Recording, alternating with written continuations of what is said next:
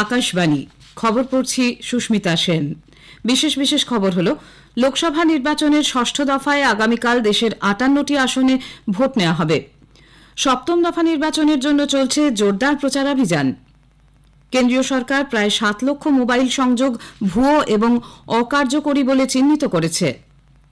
ভারতীয় আবহাওয়া দপ্তর আগামী ৪ দিন রাজস্থান ও গুজরাটে তীব্র তাপপ্রবাহের পূর্বাভাস দিয়েছে। অন্যদিকে বঙ্গোপসাগরের উপর তৈরি হওয়া ঘূর্ণাবর্তটি আজ সকাল নাগাদ নিম্নচাপের আকার নেওয়ার কথা। আইপিএল ক্রিকেটের প্লে অফ পর্বের দ্বিতীয় কোয়ালিফায়ার ম্যাচে রাজস্থান রয়্যালস আজ সানরাইজার্স হায়দ্রাবাদের মুখোমুখি হচ্ছে। আসছি বিস্তারিত খবরে। ষষ্ঠ দফার লোকসভা নির্বাচনে ৬টি রাজ্য এবং ২টি কেন্দ্রশাসিত অঞ্চলের ৫৮টি আসনের জন্য আগামীকাল ভোট গ্রহণ। এ বিষয়ে প্রস্তুতি এখন চূড়ান্ত পর্যায়ে। ষষ্ঠ দফার নির্বাচনের জন্য প্রচারাভিযান গতকাল বিকেলেই শেষ হয়।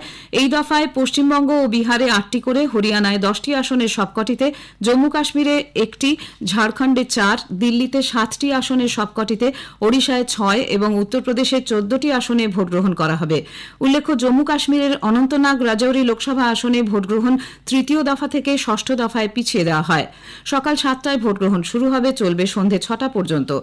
প্রধানমন্ত্রী এবং শীর্ষ বিজেপি নেতা নরেন্দ্র মোদী হরিয়ানার মহেন্দ্রগড়ে গতকাল এক নির্বাচনী সভায় ভাষণ দেন।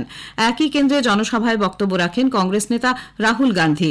দিল্লির মঙ্গলপুরী এবং সীমাপুরীতেও জনসভা করেন তিনি। ऊपर से जो परमात्मा ने भेजा है, अजीब सी बात यह है कि ये सिर्फ 22 लोगों के लिए काम करते हैं। अदानी जी के लिए, अंबानी जी के लिए, वो जो भी चाहते हैं 2 मिनट में मोदी जी कर देते हैं। रेलवे चाहिए ले लो, पोर्ट चाहिए ले लो, इंफ्रास्ट्रक्चर ले लो, अग्निवीर स्कीम चाहिए चल दे देते हैं। और गरीब जनता 24 घंटा हाथ जोड़ के कर्जा माफी मांगे, सड़क मांगे, अस्पताल मांगे, शिक्षा मांगे, नरेंद्र मोदी बस देखते रहते। প্রধানমন্ত্রী নরেন্দ্র মোদী গতকাল পাঞ্জাবের পাটিয়ালায় প্রচারে অংশ নেন। দিল্লিতে আগামীকাল ভোট গ্রহণ এবং এজন্য প্রচারাভিযান গতকালই শেষ হয়েছে। এখানে প্রতিদ্বন্দ্বিতা করছেন ১৬২ জন প্রার্থী। এদের মধ্যে রয়েছেন বিজেপির মনোজ তিওয়ারি এবং বাঁশুরি স্বরাজ, আম আদমি পার্টির সোমনাথ ভারতী এবং কুলদীপ কুমার, কংগ্রেসের কানহাইয়া কুমার এবং জেপি আগরওয়াল প্রমুখ। প্রধানমন্ত্রী নরেন্দ্র মোদী বলেছেন, আগে ভারতীয় নেতারা বিশ্বের অন্যান্য দেশের থেকে সমদূরত্ব বজায় রাখার নীতি নিয়ে চললেও তিনি সবাইকে কাছে টেনে নিয়েছেন। নতুন দিল্লিতে একটি সংবাদ মাধ্যম আয়োজিত সালাম ইন্ডিয়া অনুষ্ঠানে যোগ দিয়ে শ্রী মোদী বলেন, আগে প্রধানমন্ত্রীরা বিদেশ সফরে গেলে দেশের মানুষ তা জানতে পারতেন না। বিরোধী দলগুলি ভারতের গণতন্ত্রকে কালিমালিপ্ত করার চেষ্টা করছে বলেও অভিযোগ করেন তিনি। এর আগে অন্য একটি সংবাদ মাধ্যমে দেওয়া সাক্ষাৎকারে শ্রী মোদী বলেন, जब ये 400 पार की बात आई तो उसके 2 पहलू हैं।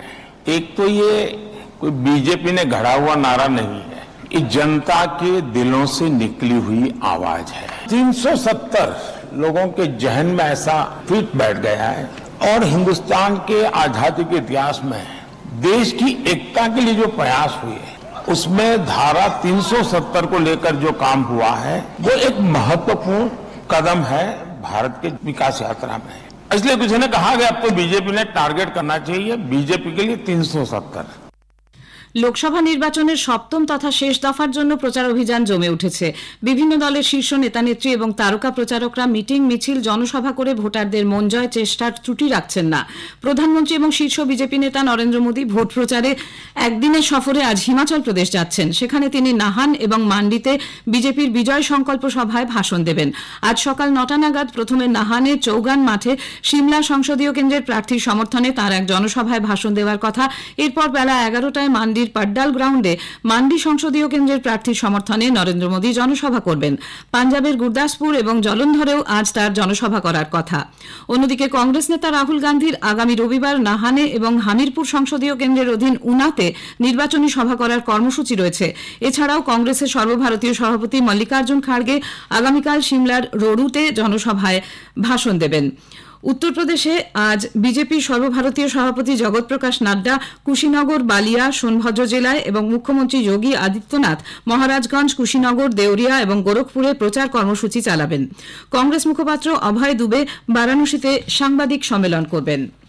কেন্দ্রীয় স্বরাষ্ট্রমন্ত্রী অমিত শাহ গতকাল পাটনা পৌঁছেছেন। সেখানে তিনি বিহারের প্রাক্তন উপমুখ্যমন্ত্রী প্রয়াত সুশীল মোদীর বাসভবনে গিয়ে তাঁর প্রতি শ্রদ্ধা নিবেদন করেন এবং তার পরিবারের সঙ্গে সাক্ষাৎ করেন। আজ শ্রী শাহ আরাতে এনডিএ প্রার্থীর সমর্থনে জনসভা করবেন। লোকসভা নির্বাচনের দিনক্ষণ ঘোষণা হওয়ার পর থেকে এ নিয়ে ষষ্ঠবার অমিত শাহ বিহার সফর করলেন। খবর শুনছেন আকাশবাণী থেকে। সরকার প্রায় 6,80,000 মোবাইল সংযোগ ভুয়ো এবং অকার্যকরী হিসেবে চিহ্নিত করেছে। অস্তিত্বহীন ভুয়ো পরিচয় এবং তথ্য দিয়ে এই মোবাইল সংযোগগুলি নেওয়া হয়েছিল বলে সন্দেহ করা হচ্ছে। টেলিযোগাযোগ দপ্তর চিহ্নিত হওয়া মোবাইল নম্বরগুলি সম্পর্কে অবিলম্বে পুনরায় তথ্য যাচাই করে দেখার জন্য টেলিকম পরিষেবা প্রদানকারী সংস্থাগুলিকে নির্দেশ দিয়েছে। ওই নম্বরগুলি সম্পর্কে পুনরায় তথ্য যাচাইয়ের জন্য পরিষেবা প্রদানকারীদের 60 দিন সময় দেওয়া হয়েছে। দপ্তরের পক্ষ থেকে জানানো হয়েছে, পুনরায় তথ্য যাচাইয়ের কাজ সম্পূর্ণ করতে ব্যর্থ হলে সংশ্লিষ্ট মোবাইল নম্বরগুলির সংযোগ বিচ্ছিন্ন করে দেওয়া হবে। কম্বোডিয়ায় প্রতারকদের কবলে পড়া 60 ভারতীয়ের প্রথম দলটি গতকাল দেশে ফিরেছে। এক সোশ্যাল মিডিয়া পোস্টে নমপেনের ভারতীয় দূতাবাস এদের উদ্ধারের জন্য কম্বোডিয়া সরকারকে ধন্যবাদ জানিয়েছেন। রাশিয়ার রাষ্ট্রপতি ভ্লাদিমির পুতিন গতকাল একটি আদেশনামা জারি করে মার্কিন মুলুকে বাজেয়াপ্ত হওয়া রুশ কোম্পানির সম্পত্তির ক্ষতিপূরণ হিসেবে রাশিয়ায় থাকা আমেরিকান কোম্পানিগুলির সম্পত্তি বাজেয়াপ্ত করার নির্দেশ দিয়েছেন। এই আদেশনামা অনুসারে রুশ কেন্দ্রীয় ব্যাংক এবং অন্যান্য প্রতিষ্ঠানগুলি আমেরিকায় সম্পত্তি বাজেয়াপ্ত হওয়ার বিরুদ্ধে আইনি প্রক্রিয়া চালাতে পারবে। পাশাপাশি রুশ সরকারের একটি বিশেষ কমিশন মার্কিন কোম্পানিগুলির সম্পত্তি চিহ্নিত করার কাজ করবে। উল্লেখ্য, মার্কিন রাষ্ট্রপতি জো বাইডেন গত এপ্রিলে আমেরিকায় থাকা রাশিয়ার $500 কোটি মূল্যের সম্পত্তি বাজেয়াপ্ত করার জন্য একটি বিলে স্বাক্ষর করেন। স্পেনে পর্যটকদের কাছে জনপ্রিয় মালোরকা দ্বীপে গত সন্ধ্যায় একটি রেস্তোরাঁর ছাদ ধসে পড়লে অন্ততপক্ষে 4 জনের মৃত্যু হয়েছে, আহত হয়েছেন বহু মানুষ। ব্যালিয়ারিক দ্বীপের জরুরি পরিষেবা দপ্তরের পক্ষ থেকে জানানো হয়েছে, প্লায়া দি পালমা সৈকতের রিসর্টটি ভেঙে পড়ায় আহত হয়েছেন 21 জন। স্থানীয় মিডিয়া সূত্রের খবর, রিসর্টটি ভূমধ্যসাগরীয় দ্বীপের রাজধানী পালমা দি মালোরকার দক্ষিণে প্লায়া ডি পালমা এলাকায় ছিল। ছত্তিশগড়ের বাস্তার ডিভিশনে নিরাপত্তা বাহিনীর সঙ্গে সংঘর্ষে 7 মাওবাদী মারা পড়েছে। ঘটনাস্থল থেকে উদ্ধার করা হয়েছে মৃতদেহগুলি। পুলিশ সূত্রে জানা গেছে, নারায়ণপুর ও দান্তেওয়াড়া জেলার সীমান্তে অবুজমাদ জঙ্গলে মাওবাদীদের উপস্থিতির খবর পেয়ে পুলিশ ও নিরাপত্তা বাহিনীর যৌথ দল অভিযান চালায়। সে সময় মাওবাদীরা লুকিয়ে থেকে জওয়ানদের লক্ষ্য করে গুলি চালালে তারাও পাল্টা জবাব দেয়। 7 জনের মৃত্যু ছাড়াও আরও বেশ কয়েকজন মাওবাদী ওই ঘটনায় আহত হয়েছে। বিপুল সংখ্যক অস্ত্রশস্ত্র এবং অন্যান্য অবৈধ সরঞ্জাম বাজেয়াপ্ত করা হয়েছে।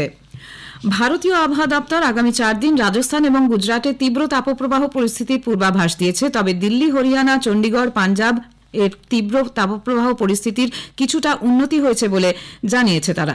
দেশের পূর্বাংশে বজ্রবিদ্যুৎ সহ বৃষ্টির পূর্বাভাস দিয়েছে আবহাওয়া দপ্তর। ঝাড়খণ্ড, বিহার, ওড়িশা, পশ্চিমবঙ্গে আগামী 7 দিন ঝড় বৃষ্টির পূর্বাভাস এবং ঘণ্টায় 40 কিলোমিটার পর্যন্ত বেগে ঝোড়ো হাওয়া বইতে পারে। পশ্চিম, মধ্য ও সংলগ্ন দক্ষিণ বঙ্গোপসাগরের উপর তৈরি হওয়া ঘূর্ণাবর্তটি শক্তি বাড়িয়ে সুস্পষ্ট নিম্নচাপ অঞ্চল হিসেবে অবস্থান করছে। আজ সকাল নাগাদ তা নিম্নচাপের আকার নেবে।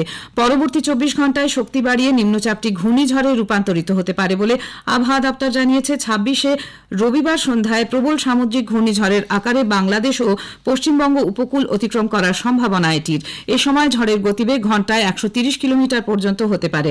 এর প্রভাবে আগামীকাল ও রবিবার ভারী বৃষ্টির সম্ভাবনা রয়েছে পশ্চিমবঙ্গের পূর্ব মেদিনীপুর ও 24 পরগনায়। কলকাতা সহ দক্ষিণবঙ্গের বাকি জেলাগুলিতেও ঝড় বৃষ্টির পূর্বাভাস রয়েছে। কেরালায় ভারী বর্ষণ অব্যাহত। আবহাওয়া দপ্তর এর্নাকুলাম এবং ত্রিশূর জেলায় লাল সতর্কতা জারি করেছে। 8টি জেলায় কমলা সতর্কতা জারি করা হয়েছে। প্রচণ্ড ঝোড়ো হাওয়া এবং খারাপ আবহাওয়ার কারণে মৎস্যজীবীদের কেরালা উপকূলে সমুদ্রে যেতে নিষেধ করা হয়েছে। অল্প সময়ে ভারী বৃষ্টির পূর্বাভাস থাকায় হরপা বাঁধ ধস এবং জল জমে যাওয়ার আশঙ্কা দেখা দিয়েছে।